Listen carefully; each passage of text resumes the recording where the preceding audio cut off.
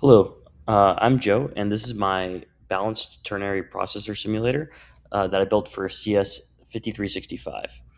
The idea behind it is that binary is not as efficient as ternary for computation, and this simulator shows the difference between binary and ternary for simple programs. So, information theory tells us that base 3 is more efficient for storing information than base 2. So, this project does three things. First is I built a working ternary processor simulator, and then I ran real programs on it and measured the efficiency of those simulations. So, first, a little bit of background about ternary. A single bit in ternary is called a trit, and I used a balanced ternary, so that means that there are three values, and they are -1, 0, and +1, with -1 being represented by t. The reason why balanced ternary is nice is that negation is free. So in order to negate any number, you just flip every trit. So every t would become a 1, and every 1 would become a t. And you don't have to do two's complement, which would add in addition. So you would flip every bit, and then you would add 1. And you don't have to have a sign bit. One thing to notice is if you look at this example here, if you flip all the t's to be 1 and the ones to be t, that's how you would flip 42 to be -42. Okay, so why base 3? Why did we pick 3? Wouldn't a higher number be better if we're already not going to do binary? Um, it turns out that when you model the cost of a number system as the number of digits times the number of states per digit, the more digits cost more, and the more states per digit cost more. So when you write it out, the part that depends on the base reduces to b divided by the natural log of b. So, and that's this curve here. And the key feature is where it bottoms out. Um, it bottoms out at e, which is about 2.718. And the closest integer to e is base 3. So base 3 is as close as we can get to optimal. And that's the entire theoretical motivation for this project. So the processor. I designed the processor sort of around that, the trit. The word is 9 trits wide, which covers -9,841 to +9,841. And that's about 14.27 bits of data. It has 9 registers, R0 through R8, and R0 is hardwired to 0. This is a trick that I borrowed from RISC-V, and it's used to get a free constant 0. There are 729 words of memory, which is just 3 to the 6th power. We're using the base of 3 because it's a base 3 system. And I kept close to RISC-V in spirit, but basically just ported it over to balanced ternary. So I tried to keep as much similar to RISC-V just because that's what I know. And yeah, let's keep going. Now here's the ISA. The instruction set is 17 operations. They span arithmetic, ternary logic, memory, control flow, and there's some system operations as well. Um, each instruction is one 9 trit word with a 3 trit operation code, 3 register fields, plus an optional second word when it needs a constant. So the simulator is in Python, and I built it in layers. At the bottom is the trit core, so it sort of just declares the digits themselves. And then what rests on top of that is the ALU, then the instruction encoding, and then the CPU execution loop, and then the assembler, and finally the program is at the top. Each layer only depends on the one beneath it, which kept the whole thing very easy to test piece by piece when I was putting this together. The layer that I want to spend real time on is the ALU, because that's where the ternary math actually happens, and that's where we'll actually see some sort of speed up when we switch to ternary as opposed to binary. So I did not take any shortcuts in the arithmetic. So instead of using Python's plus, I built a real balanced ternary adder. This is a full adder that simulates real hardware. It takes 2 trits and a carry-in. Their sum is somewhere from -3 to +3. And if the sum is too big for one trit, that is either being +2 or +3, I subtract 3 and carry up. And if it's too negative, I add 3 and carry down. Otherwise, it already fits in one digit, so we don't need to worry about carrying out.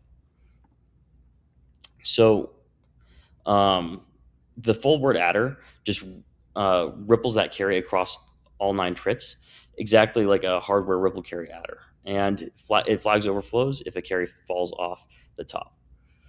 Now, looking at the bottom two functions, T naught, which is the negation, is literally just one line where it just flips every T to a 1 and vice versa.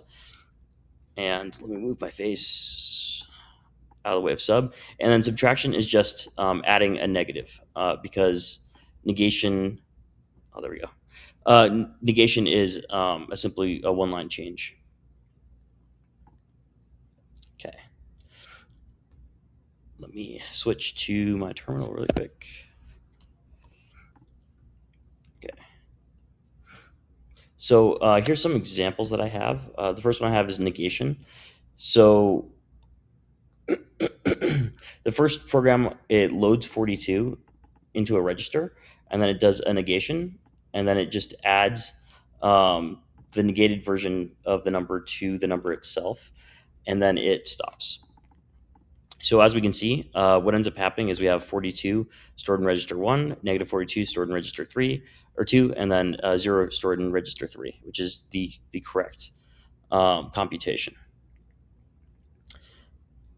Let me do the next.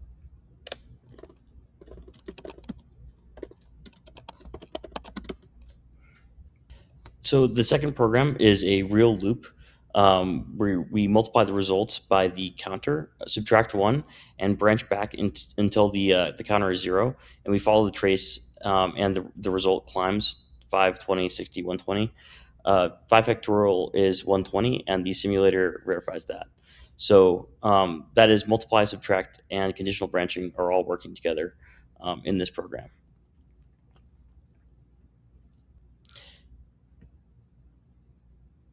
The third program computes Fibonacci and stores each value to memory with the store instruction. At the end, memory 0 through 9 holds 0, 1, 1, 2, 3, 5, 8, 13, and 34. Right here. And each value is shown as a number as well as its trit pattern. So this is a full program with loops, arithmetic, and memory running correctly on a ternary machine.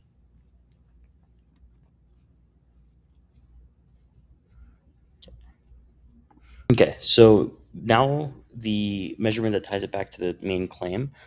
This is the cost, which is calculated by the base times the number of digits to represent a number when representing any number up to 1 million.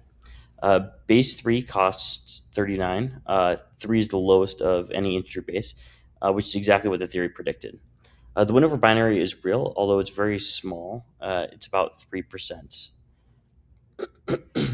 I also measured information density. One 9-trit word holds about 19,683 values, which is about 14.27 bits, because each trit is worth a little over 1.5 bits.